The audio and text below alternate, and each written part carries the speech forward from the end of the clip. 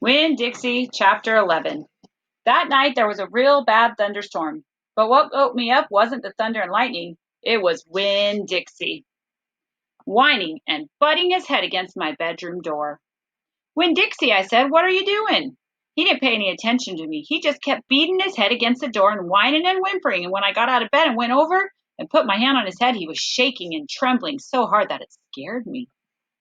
I knelt down and wrapped my arms around him, but he didn't turn and look at me or smile or sneeze or wag his tail or do any normal kind of Winn Dixie thing. He just kept beating his head against the door and crying and shaking. You want the door open? I said. Huh? Is that what you want? I stood up and opened the door, and Winn Dixie flew through it like something big and ugly and mean was chasing him. Winn Dixie! I hissed. Come back here! I didn't want him to go going and waking the preacher up. But it was too late. Winn Dixie was already at the other end of the trailer in the preacher's room. I could tell because there was a spring sound that must have come from Winn Dixie jumping on the bed. And then there was a sound from the preacher like he was real surprised. But none of it lasted long because Winn Dixie came tearing back out of the preacher's room, panting and running like crazy. I tried to grab him, but he was going too fast. Opal, said the preacher. He was standing at the door to his bedroom, and his hair was all kind of wild on top of his head, and he was looking around like he wasn't sure where he was. Opal, what's going on? I don't know, I told him. But just then there was a huge crack of thunder, and so loud that it shook the whole trailer, and Winn Dixie came shooting back out of my room and went running right past me, and I screamed, Daddy, watch out! But the preacher was still confused.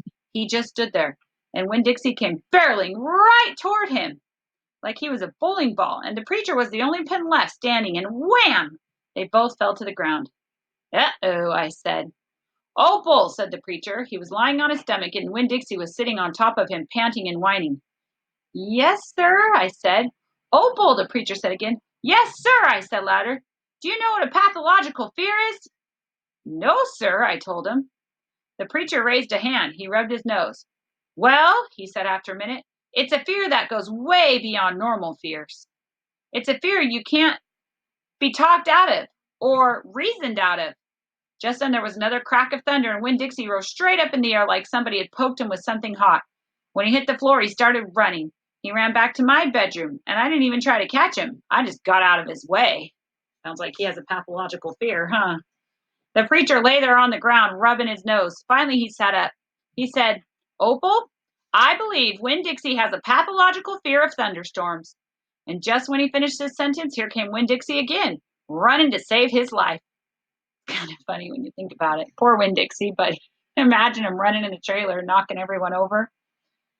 There didn't seem to be a thing we could do for Winn Dixie to make him feel better, so we just sat there and watched him run back and forth, all terrorized and panting. And every time there was another crack of thunder, Winn Dixie acted all over again like it was surely the end of the world. The storm won't last long, the preacher told me, and when it's over, the real Winn Dixie will come back. After a while, the storm did end. The rain stopped, and there wasn't any more lightning, and finally the last rumble of thunder went away, and Winn Dixie quit running back and forth and came over to where me and the preacher were sitting and cocked his head like he was saying, What in the world are you two doing out of bed in the middle of the night?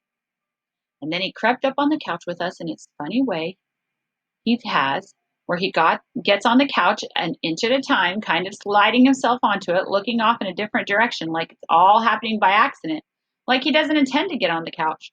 But all of a sudden, there he is. And so the three of us sat there. I rubbed Winn Dixie's head and scratched him behind the ears the way he liked.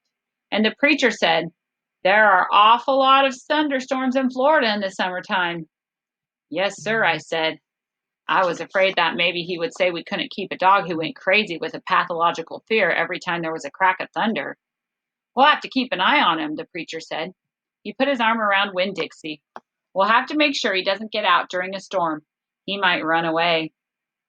We have to make sure we keep him safe. Yes, sir, I said again. All of a sudden it was hard for me to talk. I loved the preacher so much. I loved him because he loved Winn Dixie.